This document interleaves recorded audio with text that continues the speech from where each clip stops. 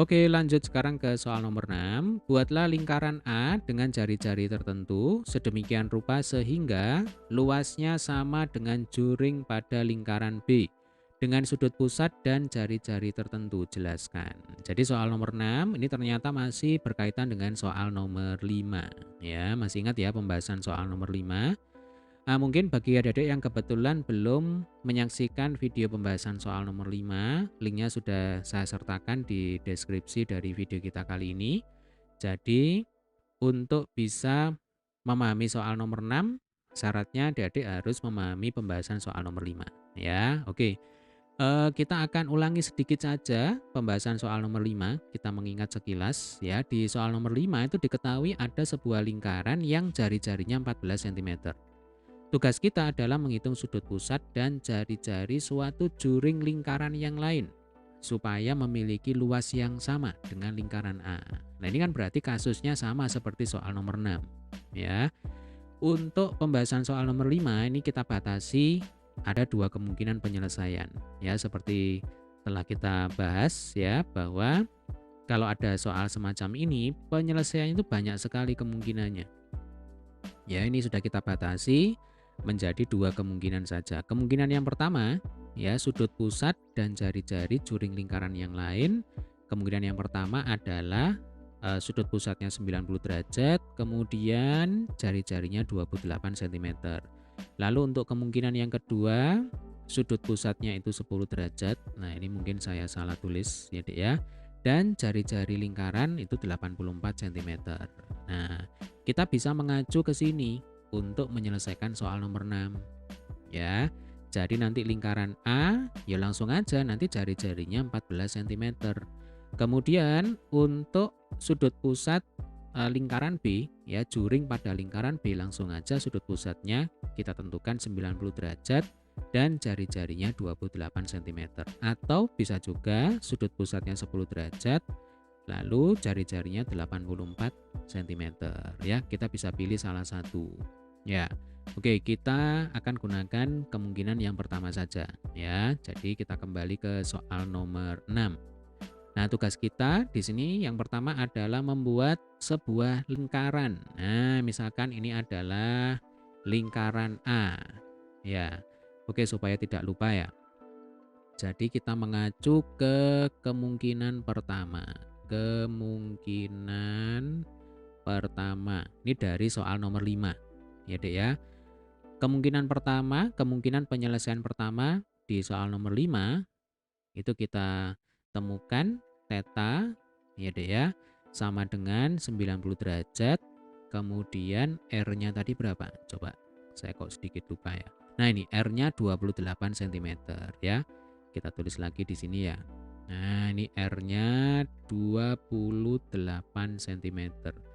Ini adalah kemungkinan penyelesaian yang pertama dari soal nomor 5. Berarti ini adalah theta B, yang ini adalah RB, ya, jari-jari lingkaran B. Oke, berarti untuk jari-jari lingkaran A ini langsung aja 14 cm ya, Dek ya. Jadi ini 14 cm. Saya tulis ini. RA sama dengan 14 cm. Nah, dari mana? Ya dari sini. Nah, ini RA ya, jari-jari lingkaran A 14 cm. Nah, kita pelan-pelan aja ya. Oke, ini. Selanjutnya lingkaran B. Nah, ini lingkaran B ya. Kita buat juring yang sudut pusatnya 90 derajat. Jadi ini adalah titik pusat lingkaran. Lalu ini adalah jari-jari lingkaran B ya.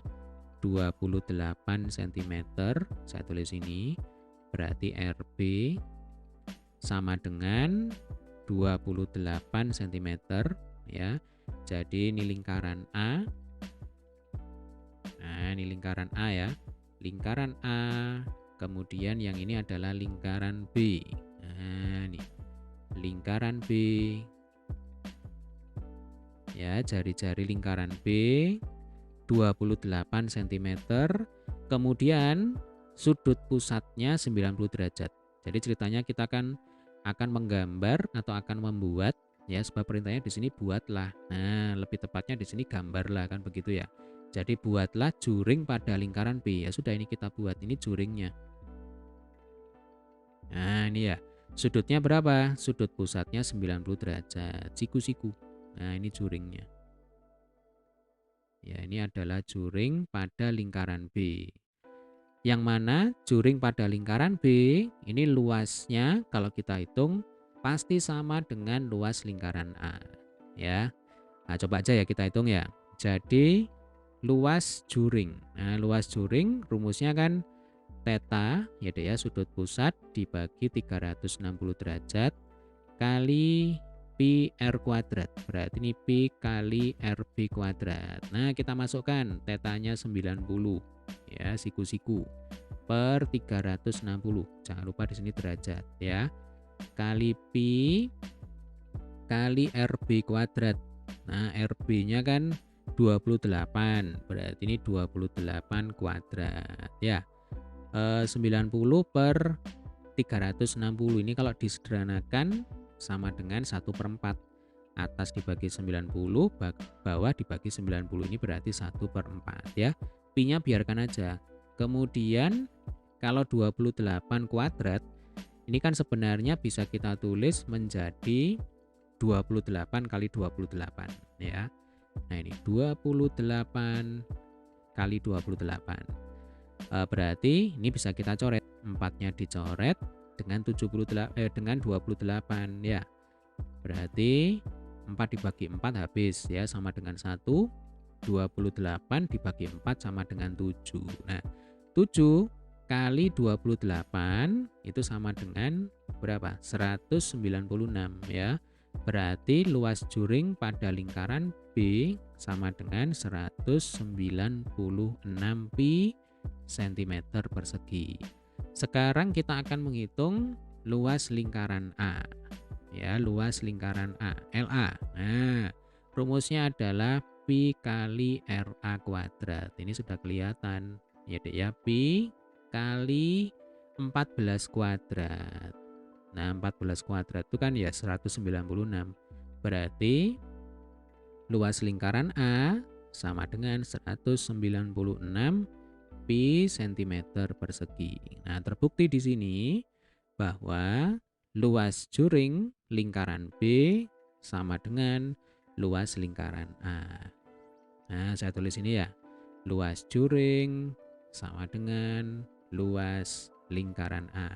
Ini kalau kita diminta untuk menjelaskan. Ini kan perintahnya di sini jelaskan ya.